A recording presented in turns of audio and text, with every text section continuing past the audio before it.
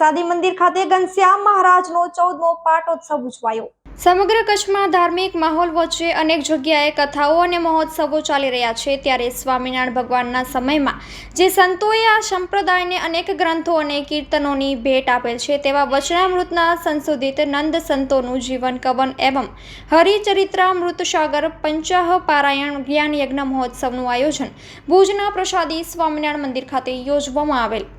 પાટવાડી નાકા પાસે આવેલ સ્વામિનારાયણ ફૂલવાડીની પોથી યાત્રાનો પ્રારંભ થયો હતો। પરમ પૂજ્ય મહંત સ્વામી તેમજ પૂજ્ય ઉપમહંત સ્વામી સદગુરુ કોઠારી પાર્ષદ જાદવજી ભગત, સદગુરુ સ્વામી નારાયણ વલ્લભદાસજી, સદગુરુ સ્વામી મુકુંદદાસજી, સદગુરુ સ્વામી શ્રી હરિદાસજી, સદગુરુ સ્વામી દેવકૃષ્ણદાસજી, સદગુરુ સ્વામી દેવપ્રકાશદાસજી, સ્વામી અક્ષર વલ્લભદાસજી, સદગુરુ સ્વામી જ્ઞાનપ્રકાશદાસજી, સદગુરુ સ્વામી વિશ્વપ્રકાશદાસજી, સમસ્ત સંતો ભક્તો તેમજ સમસ્ત સાંખ્ય યોગી બહેનોના દ્વારા દીપ પ્રાગટ્ય કરી કથાનો પ્રારંભ કરવામાં આવ્યો હતો। શાસ્ત્રી સ્વામી મુરલી મનોહરદાસજીએ વચનામૃતના સંશોધિત સંતોના જીવન કવન ઉપર આગવી છટા અને સાહિત્ય સભરતાથી સદગુરુ બ્રહ્માનંદ સ્વામી, સદગુરુ ગોપાળાનંદ સ્વામી અને સદગુરુ મુક્તાનંદ સ્વામીના જીવન કવનની સુંદર કથા રસને રેલાવી હતી। તેમજ બપોર પછી સ્વામી આનંદ વલ્લભદાસજીના મુખે શ્રી હરિચરિત્રામૃત સાગરની કથામાં સૌએ સ્નાન કર્યું, જેમાં દરરોજ બપોર પછી શ્રી ઘનશ્યામ જન્મોત્સવ, ગાદી પટ્ટાભિષેક, ભુજ આગમન મહોત્સવ જેવા અનેક ઉત્સવો ધામધૂમથી ઉજવવામાં આવ્યા હતા। સાથે સંગીતકાર સ્વામી શ્રીજી નંદનદાસજીએ પોતાનો કંઠ આપ્યો હતો। શાસ્ત્રી સ્વામી સુખદેવ સ્વરૂપદાસજીએ પણ સદગુરુ નિત્યાનંદ સ્વામી અને સદગુરુ શુકાનંદ સ્વામીના જીવન કવનના દર્શન વ્યસાસન ઉપરથી સૌને કરાવી મંત્રમુગ્ધ કર્યા હતા।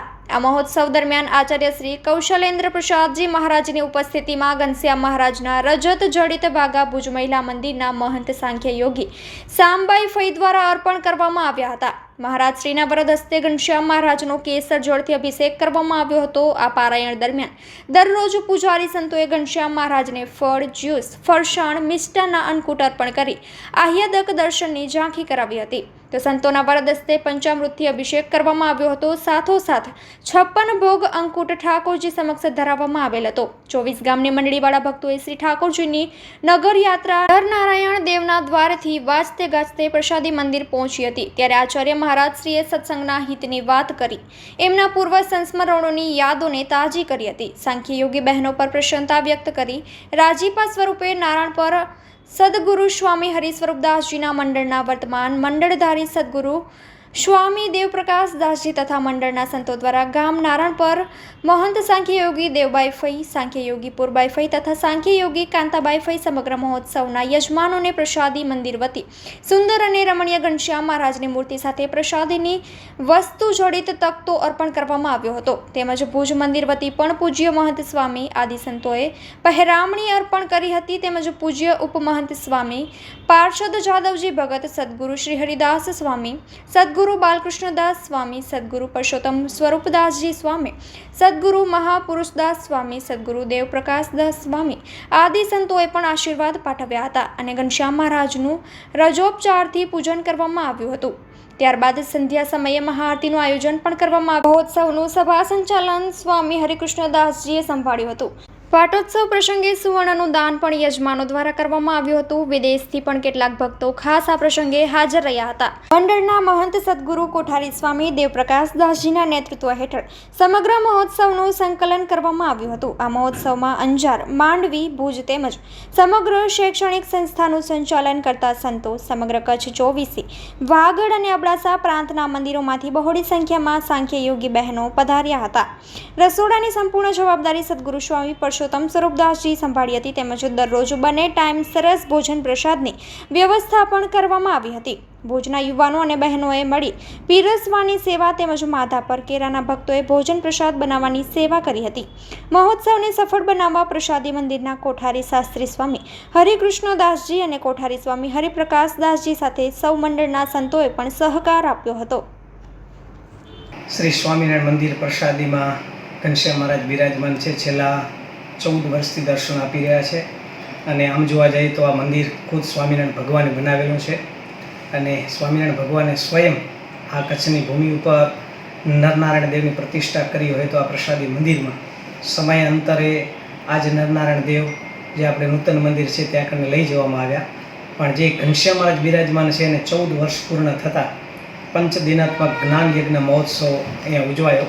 24/5/2024 થી કરીને 28/5/2024 5 દિવસ સુધી સવારના સત્રની અંદર સ્વામિનારાયણ ભગવાનના મુખમાંથી નીકળેલા અમૃત વચનો અને જે નંદ સંતોએ સંગ્રહિત કર્યા એ 5 સંતો એટલે સદગુરુ બ્રહ્માનંદ સ્વામી, સદગુરુ ગોપાળાનંદ સ્વામી, સદગુરુ નિત્યાનંદ સ્વામી, સદગુરુ શુકાનંદ સ્વામી અને સદગુરુ મુક્તાનંદ સ્વામી, આ 5 સંતોના જીવન આધારિત સંતોએ વક્તવ્ય કથાના રૂપમાં રજૂ કર્યો.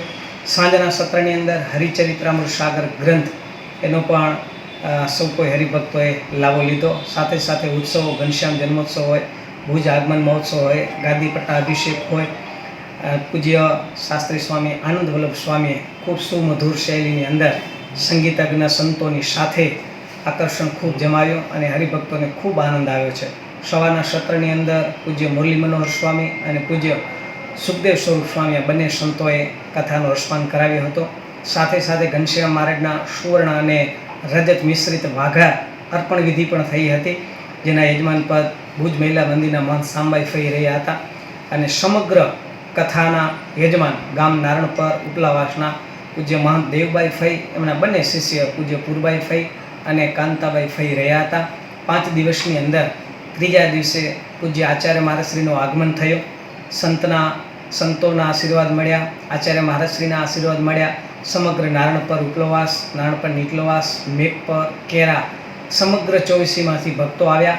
ચોથા દિવસે વાતે ગાતે નરનારાયણ દેવ ભગવાન જ્યાં બિરાજમાન છે ત્યાં નૂતન મંદિરે ત્યાંથી અમારે મંડળી નીકળી અને 24 ગામની મંડળીને વાતે ગાતે સાથે સાથે નારણપર મહિલા મંડળની બેન્ડ પાર્ટીની સાથે ઠાકોરજીને વાતે ગાતે પ્રસાદી મંદિરમાં લાવવામાં આવ્યા. અને આ ઉત્સવની અંદર લગભગ ઓછામાં ઓછો 15થી 19થી 20,000 જેટલા હરિભક્તોએ દર્શનો અને પ્રસાદનો લાભ લીધો હતો. અને છેલ્લે દિવસે સવારના અભિષેક થયો, અન્નકૂટ થયો અને બપોર પછી રાજોપચાર વિધિથી ભગવાનને ખૂબ ભક્તોએ લાડ લડાવ્યા, સંતોએ પણ ખૂબ ઝુલાવ્યા અને મહાઆરતીની સાથે 5મા દિવસના સાંજે કથાની સમાપ્તિ થઈ હતી. અસ્તુ. જય સ્વામિનારાયણ.